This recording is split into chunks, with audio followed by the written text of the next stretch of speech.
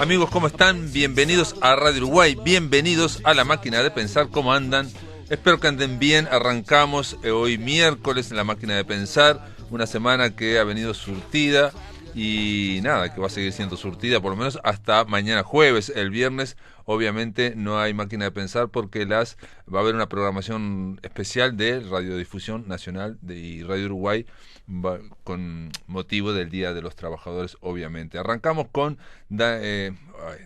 Javier Lasval en control de emisión. Lo que pasa es que ahora está con la mascarilla, medias, y entonces uno ya lo confunde, cree que es otro operador, pero no, es Javier Lasval, y con Carolina de Cuadro en la puesta a punto, amigos, de este programa que comienza de esta manera. Empezamos con problemas aquí en este programa de La Máquina de Pensar. Empezamos con problemas porque del otro lado de la línea tenemos a Leticia Jorge y tenemos a Néstor Gusini. ¿Cómo les va? ¿Andan bien? ¿Qué tal? ¿Cómo andan? ¿Cómo están? ¿Cómo andás, Leticia? Con Leticia creo que no te conozco. Néstor Gusini sí pasó por aquí, por La Máquina de Pensar en su momento. Leticia es la directora y Néstor es el protagonista, uno de los protagonistas de Alelí, que era lo que estábamos escuchando, el tráiler de Alelí, y que ya empieza con problemas, ¿no? Ya empieza con problemas. Es una comedia dramática. Leticia, ¿cuándo se estrenó esta comedia? Mira, el estreno en salas fue el 5 de marzo, o sea, apenas un poquito más de una semana antes de que se cerraran los cines. Claro. El estreno en festivales fue el año pasado en octubre, en Francia. Y bueno, entre otras cosas, te preguntaba esto porque en la cartelera de cine todavía figura Lelí y se pueden ver los comentarios. Estuve leyendo y digo, obviamente sí, fue estrenada, pero muy poquito, digamos, el 5 de marzo. Y estuvo un fin de semana, claro, fin de semana y monedas, claro, te diría. Claro. No sé si llegamos a hacer 2 fines de semana. ¿Vos te acordás de esto? No llegamos al segundo fin de semana. Sí, no, me acuerdo que fue así, como medio, bueno, como para todo el resto de las cosas, medio como... Claro. Una especie de tsunami que arrasó y cerraron las salas y ahí quedamos. Exacto. En la cartelera. Sí, es el tsunami que arrasó a Uruguay y que entre otras cosas reventó todas las agendas. Pero yo quería decir esto porque veo los comentarios y bueno, le pusieron como de 5 estrellas, 4 estrellas a Lelí, lo cual habla bien, 18 comentarios hubo. Y ahora Alelí está en Netflix. ¿Cómo fue lo de Netflix? ¿Eso ya se sabía o no? Y sí, en realidad Netflix la compró el año pasado. Nosotros, de hecho, negociamos con ellos para que esperaran un poco antes de colgarla en la plataforma para poder tener ese espacio de estreno que nos parecía en una realidad paralela casi a esta, que era el mejor porque éramos la primera película de ficción uruguaya de estrenar del año, que siempre es como un lugar como... buscado, ¿no? Para los estrenos, pero ya sabíamos que al mes y medio del estreno en salas íbamos a pasar a Netflix. Y bueno, básicamente vino la pandemia y de alguna u otra forma, si bien ahora lo que perdemos es un poco la posibilidad de volver a salas eventualmente, cuando las salas reabran, también es una manera de que el público acceda a la película, ¿no? Ya que estamos todos en casa mirando películas de otra forma, la película ahí está en Netflix. Claro, Leticia Jorge y Néstor Gusini lo que quieren es el público cautivo, famoso. Tenemos el público cautivo famoso, básicamente. Es como la expresión más extrema de eso. Realmente, cautivo. Alelí es una comedia dramática, una coproducción, por lo menos aparece aquí Uruguay-Argentina. Actúa no solo Néstor Gusini, sino Mireya Pascual, Cristina Morán, Romina Pelufo y bueno, Fabiana Arenillas y Valeria Correa, entre otros. Pero yo te diría... Alelí es el nombre de la casa, una casa de balneario que van a vender, digamos, una familia que no va mucho a esa casa, en fin, y que es el detonante de lo que de todos los problemas que puede haber en esa familia. ¿Es una comedia de costumbres? ¿Es costumbrista, dirías vos, Leticia? En realidad, ¿vos qué decís, Néstor? ¿Es una comedia de costumbres? A ver, Néstor, ¿qué dice? Bueno, sí, en realidad, si lo miro hacia adentro, no hacia adentro del personaje de la película de Ernesto, sino hacia adentro mío, hay muchas cosas que pasan en la película que sí fueron costumbres y son costumbres en mi familia, otras que no, pero yo creo que sí, los que tuvimos posibilidades de disfrutar de una casa de afuera, de fuera de tus abuelos, de un tío, lo que es muy representativa una costumbre esa bien típica, la comida familiar, en ese patio. A mí me hizo acordar mucho a los 25, que cuando yo era chico pasábamos en lo de mi tía en un patio abajo de una parra. O sea, es verdad que te encontrás con cuestiones muy familiares a lo largo de la película. Lo que yo no creo es que sea digamos que un compendio de cuestiones típicas, sino que me parece que lo que es común no solo al Uruguay, sino a cualquier parte del mundo, son las relaciones humanas. Y atrás de las relaciones humanas hay costumbres, cosas que hacemos, ¿no? Sí, sí, perdón, sin duda, digo, hay dos cosas, por lo menos lo que vi yo como simple espectador. Una que bajo una superficie que es una cuestión muy uruguaya, uno de los comentarios decía, es una película sobre la uruguayés. No sé si es solamente uruguaya, pero la idea de la casa viene de otro Uruguay, ¿no? Donde todo el mundo tenía su casa en Montevideo y una casita en el balneario, en fin, toda esa historia. Y digamos, es Uruguay como está cambiando, y lo que aparece más allá de ese escenario podría ser una película de los Campanelli, si se quiere, ¿no? De aquellos, ¿te acordás de los Campanelli Sí. que había, no sé qué, de los argentinos? Pero básicamente lo que hay es una problemática humana, hecha con un humor no explícito, ¿no, Leticia? No hay una cuestión explícita, sino que uno se ríe. eh, Acá hay una cuestión también de media de tragedia, ¿no? Uno se ríe por no llorar, Bueno, en ¿no? realidad se ríe porque es verdad que el humor está hecho, Ujú, es un humor negro en realidad. ujú, Está construido en base como a situaciones más bien tristes, si las puedes analizar. Pero yo creo que sí que está buscado el tono de humor, que es abiertamente una comedia. ujú, Yo diría que es una comedia, le sacaría lo de dramática en ujú. un punto, más allá de que para los personajes las situaciones son dramáticas, y que es verdad que la película contempla como la emoción en ese sentido.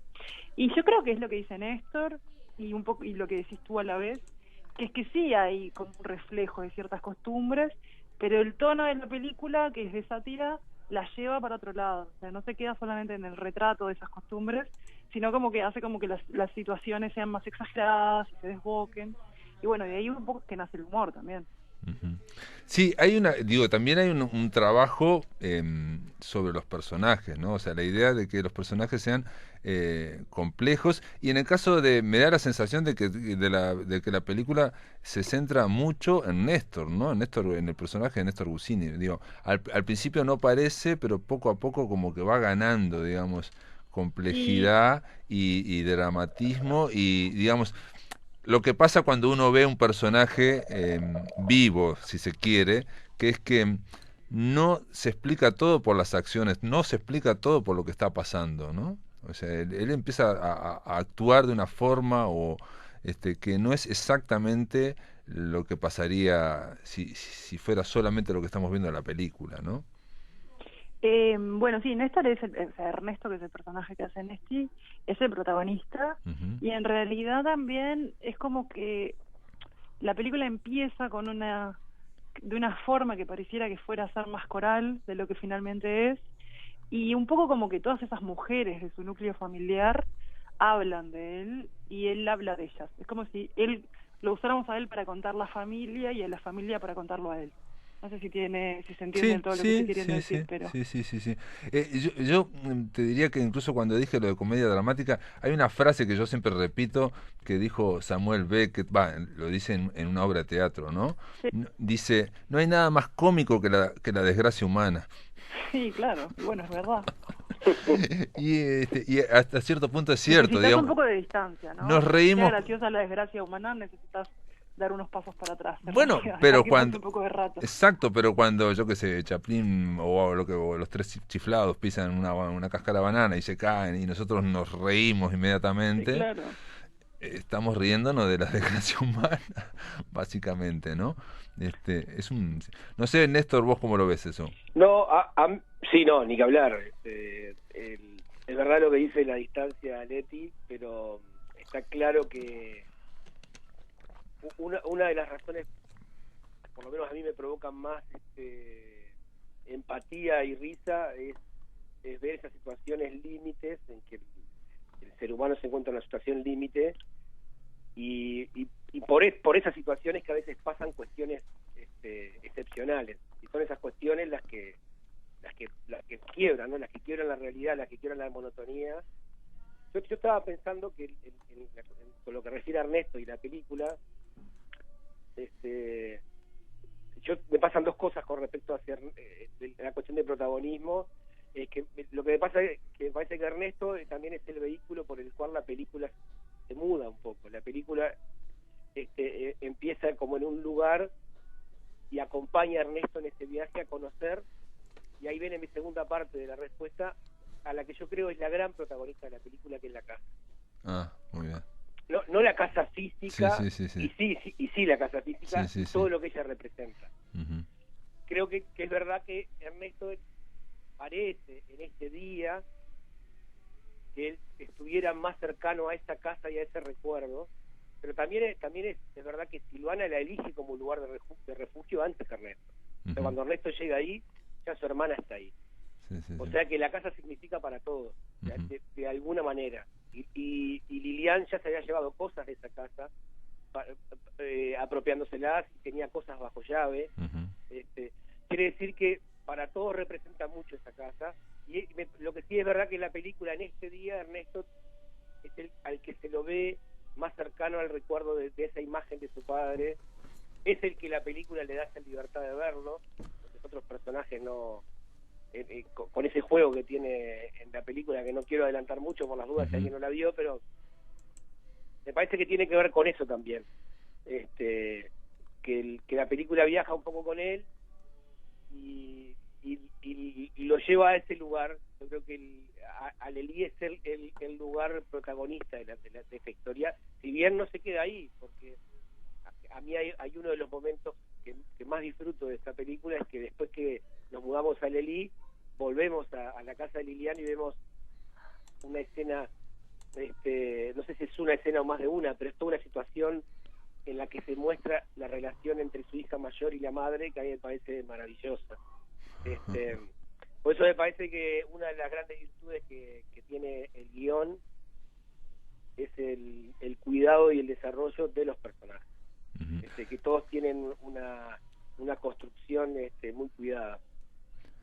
Sí, de acuerdo, yo creo que sí, porque hay un detalle con lo que decías de la casa. Alelí es el nombre de la casa, y como esas casas de balneario uruguayas están compuestas por las iniciales de los miembros de la familia: Al de Alba, y Alfredo de Ernesto, y Li de Liliana. Alelí. Y hay una tercera que es Silvana, que nació tarde y que no se menciona. Y aparte, digamos, por eso es una cuestión, digamos, de fondo dramática, pero es cómica, y que es lo que nos pasa, vemos muchas veces en las familias, ¿no? Que muere alguien y que se pelean por cosas que en sí mismas no tienen demasiado valor, o no vale la pena hacer tanta complicación. Lo que pasa es que representan representan afectos, cariños, ¿no? Emociones. Sí, yo creo que además esto que dice Néstor de que la casa es un personaje, en realidad también es un personaje más allá de como lugar físico al que ellos migran durante la película, porque sirve como analogía de la familia esta, o de la idea de familia, ¿no? Como de la idea que él tiene de la familia, claro, de lo que la familia se está por convertir, de cuáles son las relaciones como de poder de adentro, cuáles son como las vendetas, no sé, la nostalgia. Es eso, como que la casa como que es como una especie de representación física de todos esos conflictos. Uh-huh, uh-huh. Hay un detalle, Leticia, cuando escribieron el guión, digo, obviamente van construyendo toda esta familia, ese humor, está buscado, porque yo lo que vi también es que había una cuestión como muy tana en esa familia, muy italiana. Sí, en realidad, bueno, se llaman los Mazzotti, uh-huh, ¿no? Que es como...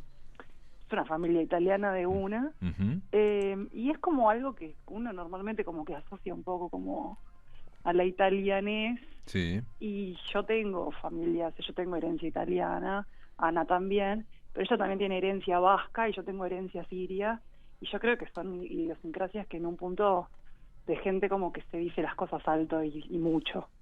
Entonces no necesariamente para mí está anclado en el ser italiano. No, porque pensé también, digo, por un lado sí está el tema de ese como estereotipo de los italianos, ¿no? Pues yo decía los campanelli, ¿no? O sea que juntos no se pueden soportar, pero separados tampoco, entonces tienen que juntarse, entonces se juntan y se separan, ¿no? Y eso genera todo un gracia, digamos, sino que también hay una cuestión de humor, yo lo veía un poco Tano, no sé, en el sentido de que dejar que el humor surja de esos personajes, no poner un énfasis, la cámara, todo va describiéndolos a ellos en cuestiones muy cotidianas. Bueno, vos decís italiano en el sentido como de la comedia italiana. De la entonces. comedia italiana, yo que pensaba Alberto Sordi, por ejemplo, yo que sé, esas comedias italianas que en realidad no son súper graciosas, sino que es esa exageración, esa cosa, ese punto un poco exagerado de una cuestión cotidiana. Vemos los Sí, chantas, ¿no? ¿Viste? O son un poco chantas, no muy chantas. sí, yo creo que justo esto es, bueno, quizás Silvana sea un poco más chanta en sus dolencias, pero ella no se siente chanta en todo caso, No se que siente, también ¿no? es importante. Claro. Sí, yo no sé si es una influencia directa del cine italiano como tal, pero sí me parece que hay como una idiosincrasia casi como rioplatense, si pensás Ujú. en Esperando la carroza, no sé, Exacto, ahí hay una línea que viene un poco exacto. de ahí, Esperando la como un carroza. humor negro Ujú. sacado un poco como de eso, Sí. de la convivencia familiar. Sí, sí, sí. Y ese humor rioplatense, cuando decimos rioplatense, también es un poco de los argentinos también, ¿no? O sea, pensando en las películas argentinas. Pero sí, lo fundamental acá es que, digamos, el objetivo, yo no sé si lo plantearon así, es el humor, pero en realidad está pasando muchas cosas humanas, hay mucha emoción, ¿no? Y Hay sí, mucha está emoción. todo planteado así, o Ujú, sea, el guión estaba pensado así, ujú. la película está construida así, el ritmo está buscado para eso, nosotros éramos como muy conscientes de que estábamos haciendo una comedia y bueno, un poco la apuesta de todo, de la puesta en escena, de la elección del casting, era como del manejo del arte de la película, era como para reforzar eso, jugar como dentro de los códigos de la comedia. Claro. Bueno, vamos a hacer les puedo pedir para hacer una pausa y a la vuelta te hago la gran pregunta de por qué elegiste a Néstor Gusini. Dale, Bueno, dale, voy a pensarlo así, como me Pensalo, concentro. te dejo una pausa. Amigos, después de la pausa seguimos aquí en Radio Uruguay. Amigos, continuamos aquí en la máquina de pensar. Estamos conversando sobre la película Alelí, que está disponible en Netflix. Es una película uruguaya. Estamos conversando con su directora, Leticia Jorge, y con el protagonista, Néstor Gusini, el actor Néstor Gusini, que a Néstor creo que lo entrevistamos cuando hiciste aquella de Otra historia del mundo, creo, la de Guillermo Casanova. Bueno, pero Leticia, te dejé planteada una gran pregunta hecha a quemarropa. ¿Por qué eligieron a Néstor Gusini? Y bueno, yo creo que Néstor es casi como, casi no, es un poco como nuestro actor fetiche a este punto, ¿no? Vos qué dirías, Néstor. Sin él no estaríamos haciendo una película prácticamente. Nada, Néstor es muy solvente como actor, tiene como una capacidad de emocionar sin llegar a ser solemne, que para mí es muy importante. Era muy importante especialmente para este casting de la película, para el casting de esta película, pero en general, y es muy buen comediante, en mi opinión. Más allá de que él no lo haga con la intención, o quizás mismo porque no lo hace con la intención de ser gracioso. Digamos, vos los dirigiste en Tanta Agua también, a Néstor Gusini. También, en Ujú. Tanta Agua y en un papel muy chiquito donde hacía de mariachi en un corto que hicimos en el medio de las dos películas.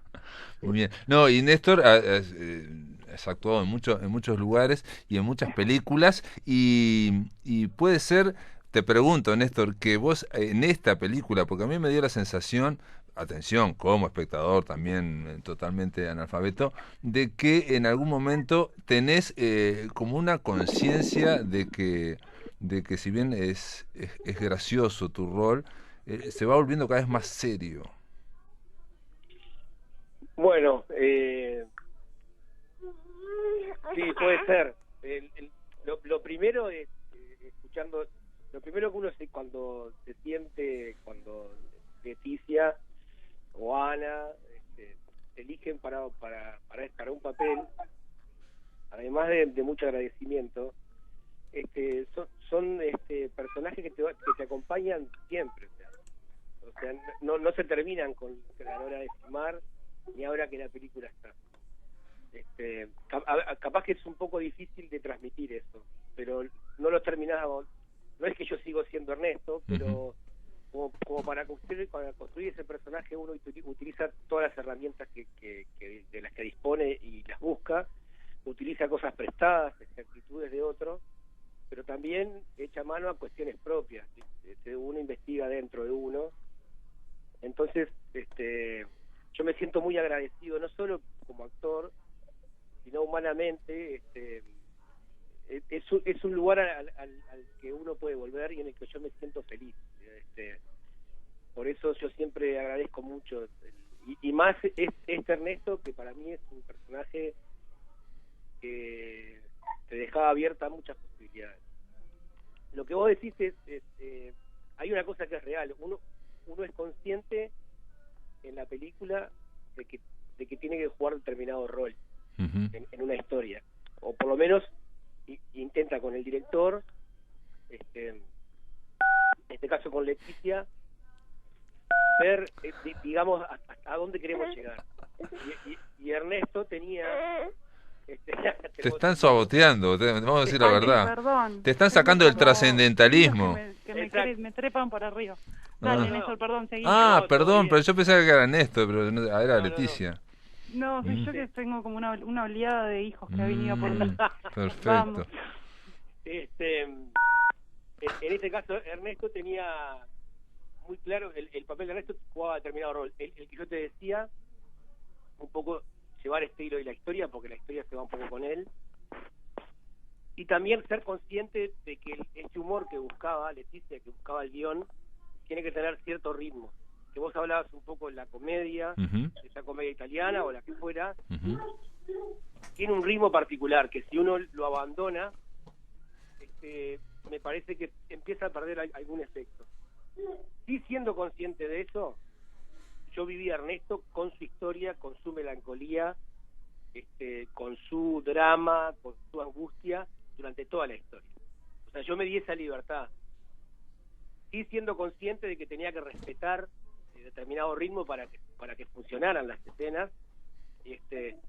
Me sentí con la libertad, y a su vez en los ensayos, de ir buscando en este personaje, por un lado la inocencia que tiene en algunos aspectos, por otro lado esa cuestión obsesiva que tiene del control sobre los demás, y tener muy presente ese recuerdo a su padre, y esa, digamos, que por un lado parece algo positivo sin duda, el ir hacia atrás a buscar las cosas buenas, los puntos de referencia, pero también esa cuestión que tiene de no querer desprendérselo de atrás, que eso te ata un poco. Claro. Y que lo ata a él, y a su vez él intenta atar a los demás. Entonces a veces esa cuestión, a veces que puede ser como de cuidado hacia los demás, puede también ser opresiva. Sí, tratar de no ser condescendiente con eso, claro, en el personaje, y mostrarlo un poco descarnado. O sea, que veamos de Ernesto, que a mí me encanta que la gente sienta empatía con él, con sus sentimientos, hasta su padre, hacia la familia, pero también que se vea un personaje que a veces le cuesta respetar los límites del otro. Sí, hay cuando yo dije que se está volviendo como más serio, primero, de acuerdo con algo importantísimo, que la comedia es ritmo. O sea, una comedia cualquier película se puede decir de eso, pero la comedia sobre todo es ritmo, ¿no? O sea, tiene que mantenerse como se mantiene esta comedia, ese ritmo que cada cosa lleva a la otra y nunca se termina, se está terminando una escena y ya comienza otra que nos lleva a otra subtrama, a otra relación que hay entre estos personajes. Eso es cierto.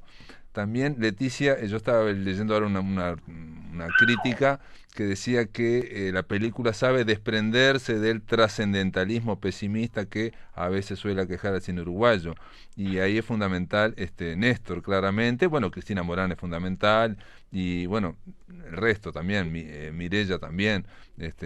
Sí, yo creo que es fundamental, Ujú. que ellos son fundamentales para el tono de la película. Ahora, no sé si estaría tan de acuerdo que el cine uruguayo sufre de trascendentalismo pesimista. Ajá, En general, como sí, rasgo general.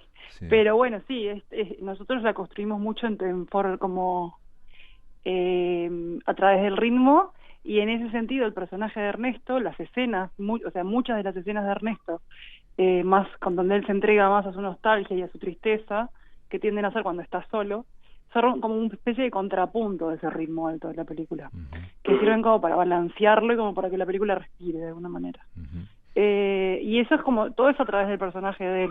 Casi que es el único que tiene como esos momentos más como reflexivos, donde lo vemos como más vulnerable, porque está solo también, cuando se encierra a llorar o en el auto. Como que es un hombre que es así como muy, se impone mucho y habla muy alto, pero tiene como esos momentos como de quiebre también. Y bueno, y un poco lo más violento que hace en realidad, lo hace por teléfono. No dirías, Néstor, cuando mandas el camión a la casa de Silvana. Sí, Más allá sí, pero de que sea spoiler. Ujú. Es como que ese es como el momento más violento, que capaz que no es vivido de esa forma, porque es un plano abierto lejos de él hablando por teléfono, pero en realidad es muy grande la intromisión que él hace en la vida de la hermana menor. Yo digo, con respecto al desarrollo del personaje de Ernesto, me parece muy complejo. O sea, estamos hablando de una comedia, pero donde todo el mundo, a la medida que se van desarrollando las relaciones, se va obviamente bueno, se va obviamente, a veces no es obvio, y no siempre pasa, que se va complejizando. Y yo te pregunto, Leticia, porque Sí, a mí como espectador en un momento me enganché tanto en la película, me causó gracia, pero sobre todo me enganché, que empecé a ver como cierta oscuridad en el personaje de Néstor, que dije, la mierda, esto es recontra. Digo, cuando él va corriendo, o va caminando en un bosque, ¿no?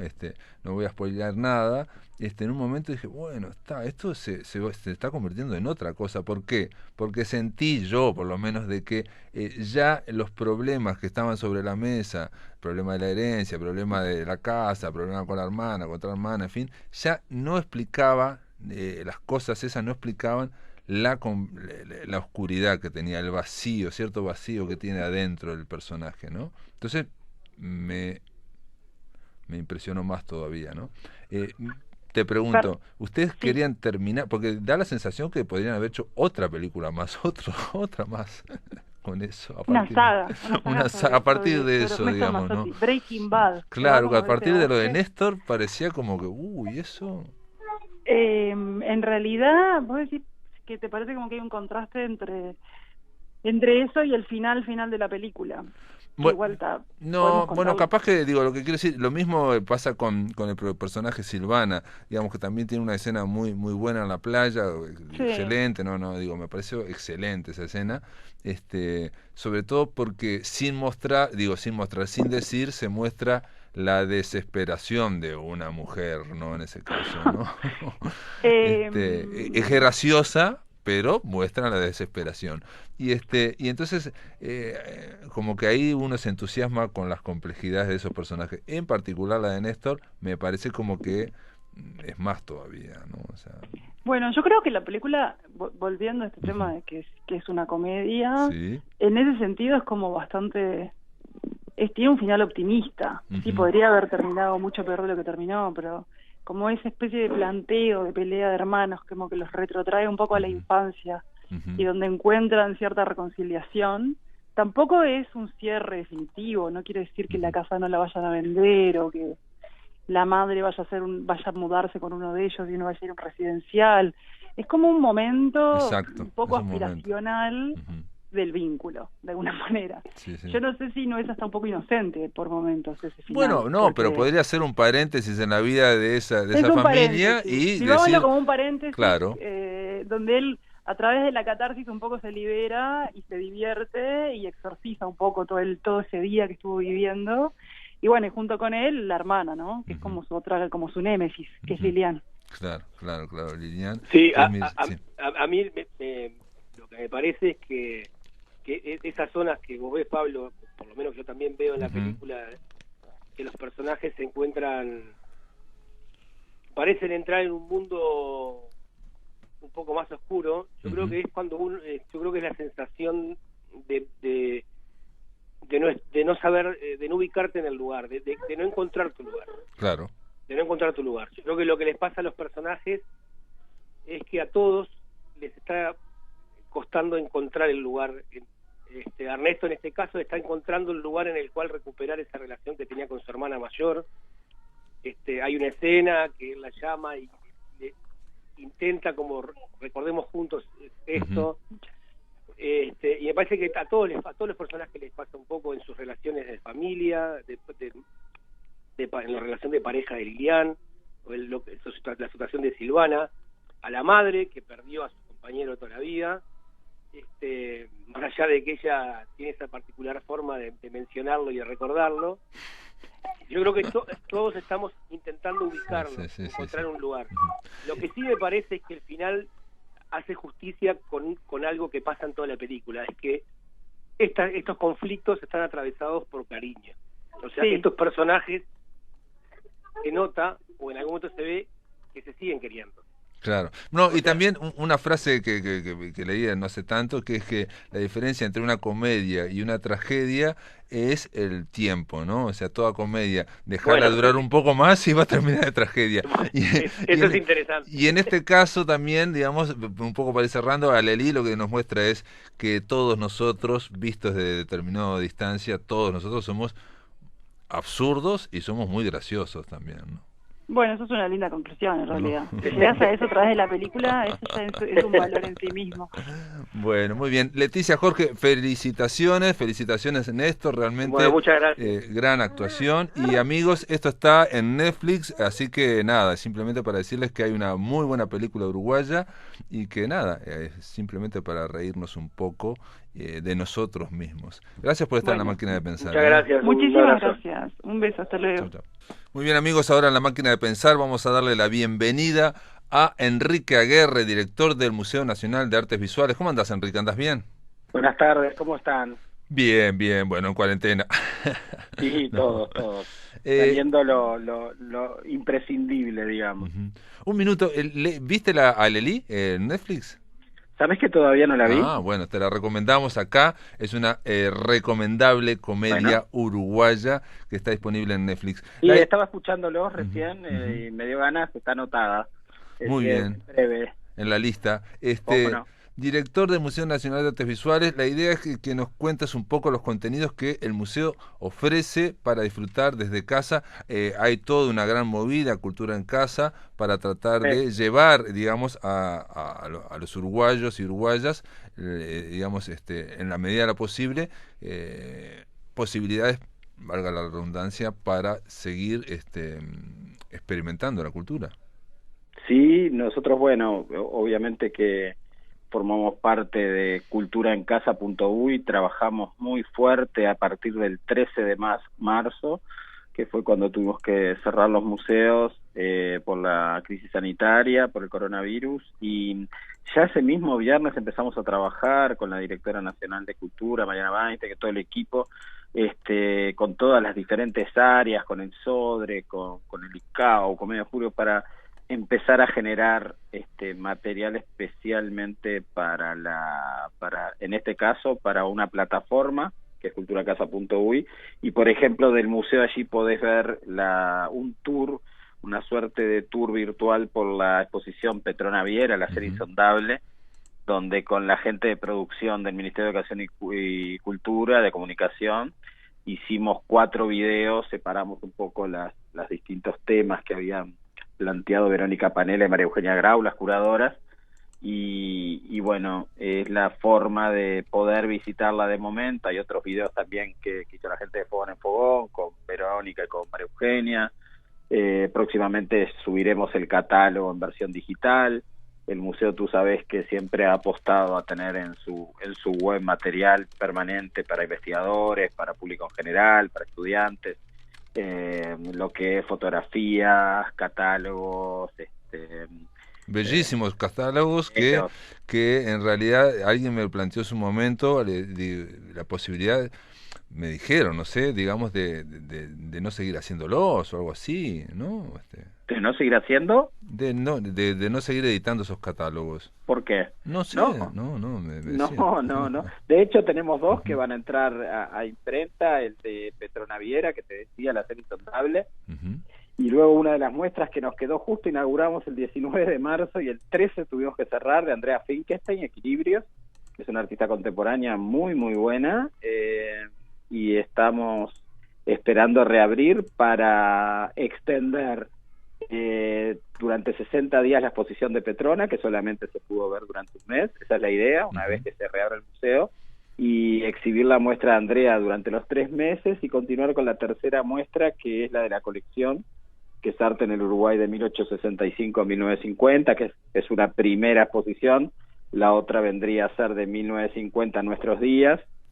Y que es como una antología, digamos, es como una antología. Sí, la hice yo la selección. No tiene curaduría, porque en realidad ahí actúas como seleccionador, claro. Es una suerte de selector. Como antólogo. Claro, imagínate, de casi 7.000 obras, 6.700 que hay, tú elegís algunas historias, ahí nos interesaba, y digo porque lo charlamos con el equipo del museo, porque tanto Educativa como María Eugenia de Curaduría e Investigación han organizado visitas guiadas, Fabricio y Rosana de Educativa, donde nos interesaba el tema de los géneros en la pintura, el comienzo del arte en nuestro país, ya con nuestro primer gran artista, digamos, que es Juan Manuel Blanes, los estudios de los pintores, el paisaje, el retrato, después ir viendo cómo los viajes a Europa conectados con modernidades europeas principalmente producen algunas variaciones, y ahí entran las vanguardias, la modernidad, Barradas, Torres, bueno, en fin, el planismo, detenernos en algunos lugares que son mojones, digamos, de nuestra historia de las artes plásticas y visuales. Pero en ningún momento pensamos en dejar de hacer publicaciones. Perfecto. Igual estaban también en línea el PDF, no solamente se hace el catálogo, sino que se puede descargar, y eso es 2010, interesantísimo. Es más, en el caso, por ejemplo, de Julio Alpuy, que se demoró un poco el catálogo, estaba antes en línea que publicado. Sí, está muy bien. Eso está muy bien porque realmente me ha pasado a mí que yo lo he necesitado y para mostrar determinadas cosas, y es muy interesante poder bajar algo y mostrarlo y decir, mira, es esto. Hay que decir una cosa, que la expo de Petronaviera, el Hacer Insondable, como bien dijiste, hay 4 videos, es una visita comentada, donde está comentada por vos, y un detalle, a diferencia de la que comenté la semana pasada, del Museo Gurbich, que es una visita guiada que es largo el video, son cerca de 39 minutos, yo lo vi todo, pero porque me enganché, pensé que iba a verlo por arriba y me enganché.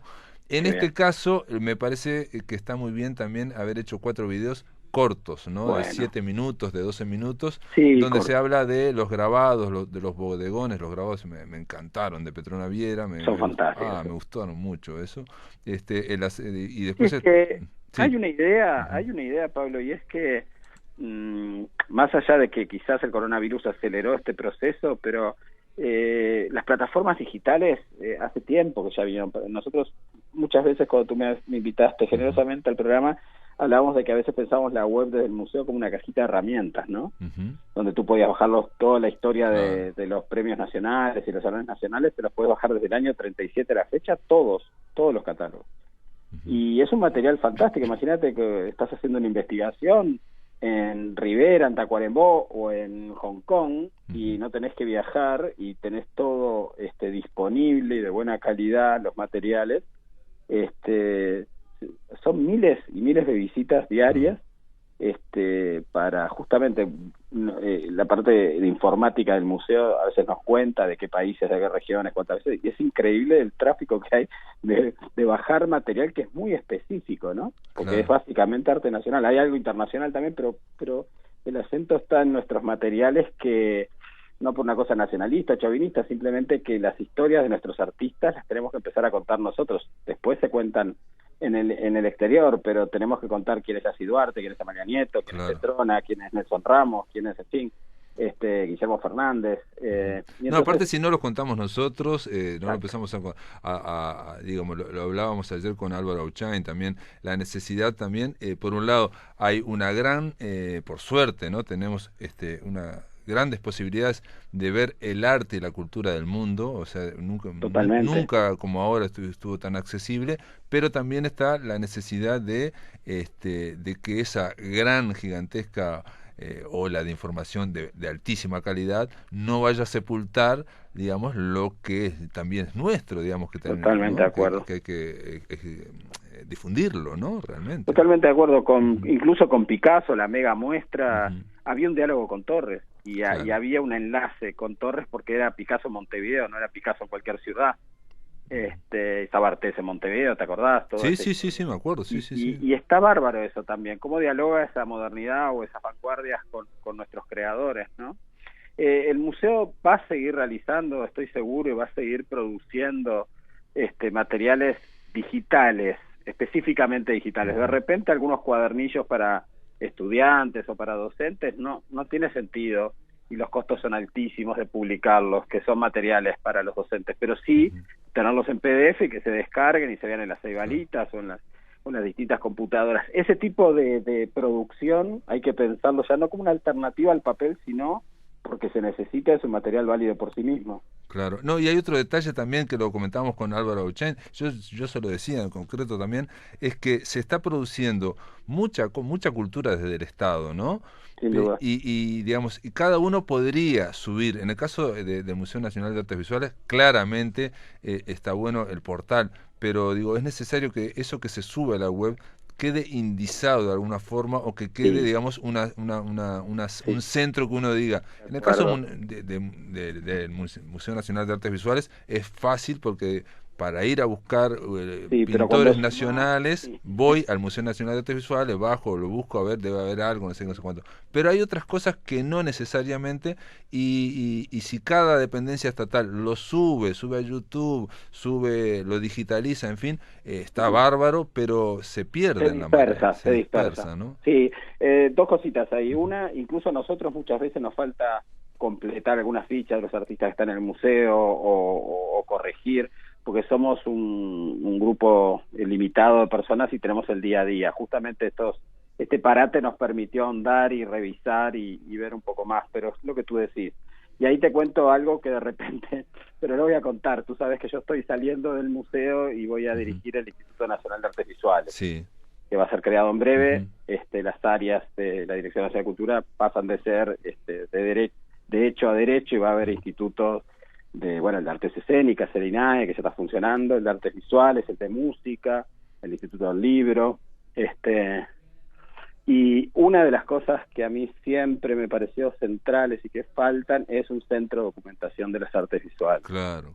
Lo que tú decís, nuclear todas las herramientas, todos los recursos en un lugar que tú sabes que entras y tenés los índices, tenés el contexto, tenés, en fin. Y que tenga un buen motor de búsqueda, y que ya se conozca y genere cierto prestigio. Entonces uno va, y que obviamente eso funcione rápidamente para buscar lo que uno quiere. Porque tanto como presencial como virtual, o sea, ahí necesitamos gente de archivólogos, bibliotecólogos, informáticos, tenemos que pensarlo justamente como un lugar de producción de conocimiento por un lado, pero también de difusión y promoción de las artes de nuestro país en el exterior, ¿verdad? Es como una especie también de acervo digital, si se quiere, y que permite eso, el acceso. Atención, yo no estoy diciendo que lo que se está haciendo hasta ahora, o por ejemplo, hay iniciativas extraordinarias como la que hace Elisa Bloch de Béjar hace años, con anáforas, increíble, hecho al principio a pulmón o a pedal realmente.